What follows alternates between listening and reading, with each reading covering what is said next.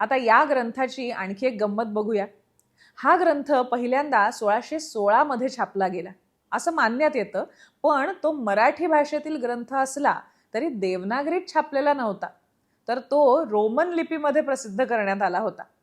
म्हणजे कसं, आजकाल आपण जसं मोबाईलवर रोमनमध्ये मराठी टाईप करतो ना, तसं.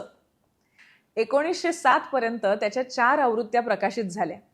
या पहिल्या 4ही आवृत्त्या रोमन लिपीत होत्या. विशेष म्हणजे लंडनमधल्या द स्कूल ऑफ ओरिएंटल स्टडीजच्या मर्सडन कलेक्शनमध्ये त्याची एक प्रत सापडली. परंतु ती तिथे कशी गेली याचा शोध लागलेला नाही. पण लंडनमध्ये सापडलेलं हस्तलिखित देवनागरी लिपीमध्ये आहे. आणखी एक गोष्ट सांगायची म्हणजे फादर स्टीफन्स यांनी कोकणी भाषेच्या व्याकरणाचं पहिलं पुस्तकही लिहिलं. हे सगळंच ऐकायला किती अद्भुत वाटतं ना. मराठी कोकणी भाषेवर इतकं मनापासून प्रेम करणाऱ्या एका परदेशी विद्वान भाषा तज्ज्ञाचं स्मरण ठेवायला हवं, नाही का? आपण मराठीवर प्रेम करतोच, पण असा एखादा परकीयही तिला आपली म्हणतो तेव्हा तिची महती आणि गोडवा अधिकच लक्षात येतो.